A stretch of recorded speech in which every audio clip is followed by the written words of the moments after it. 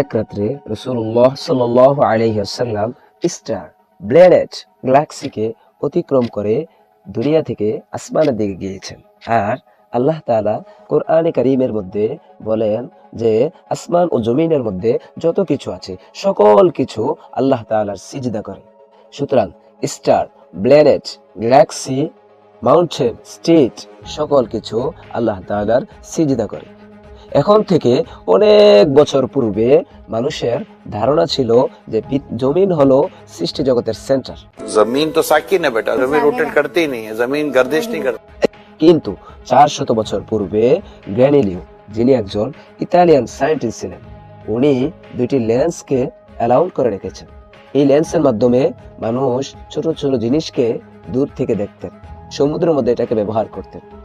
কিন্তু মানব ইতিহাসে সর্বপ্রথম গ্যালিলিও তিনি এটাকে প্রুফ করে আসমানের দিকে দিয়েছেন এবং তিনি চাঁদ এবং সূর্যকে খুব কাছে থেকে দেখেছেন। তিনি মানুষের মুভমেন্টকে অবজার্ভ করতে শুরু করেছেন। 1300 পৃথিবী মিলে একটা জুপিটার হয়। মানুষের কাছে প্রকাশ করলেন যে সূর্য হলো সৃষ্টি জগতের সেন্টার, জমিন নয়। তখন ইউরোপের পাদ্রীরা তার বিরোধিতা শুরু করলো। তখনকার পোপ তাকে বন্দী করে রাখলেন এবং তিনি বন্দী থাকা অবস্থায় তার কাজকে বন্ধ রাখেননি, তিনি তার রিসার্চকে চালিয়ে গেছেন।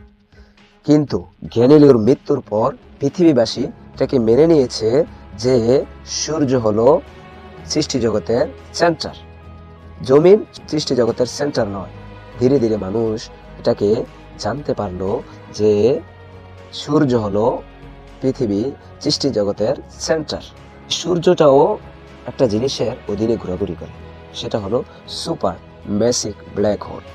এই সুপার ম্যাসিভ ব্ল্যাক হোলটা একটা সার্কেলের মধ্যে আছে। এই সার্কেলটা একটা গ্যালাক্সির অধীনে আছে, গ্যালাক্সির আশপাশে ঘোরাঘুরি করে। হাজারো লাখো গ্যালাক্সি মিলে একটা ক্লাস্টার হয়, আর হাজারো ক্লাস্টার মিলে একটা সুপার ক্লাস্টার হয়। পৃথিবীর সকল কিছু কোনো না কোনোভাবে তোয়াফ করে।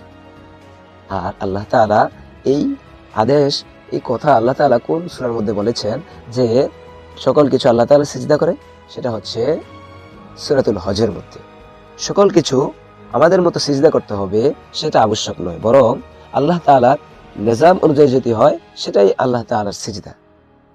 তাহলে কোনো মুসলমান যখন কাবা শরীফকে তওয়াফ করে তখন সে একা তওয়াফ করে না, স্টার প্ল্যানেট গ্যালাক্সি সকল কিছু তার সাথে তওয়াফ করে। এমনকি রাসূলুল্লাহ সাল্লাল্লাহু আলাইহি সাল্লাম যখন মেরাজের মধ্যে গেলেন তখন তিনি দেখলেন বাইতুল মামুরের মধ্যে ফেরেশতারা তওয়াফ করতেছে। তাহলে বোঝা গেল মানুষ যখন তওয়াফ করে, মুসলমান যখন তওয়াফ করে তখন সে একা তওয়াফ করে না, সকল সৃষ্টি জগৎ তার সাথে তওয়াফ করে। কিন্তু সকল বিষয়ের জন্য একটা ফিক্সড টাইম আছে।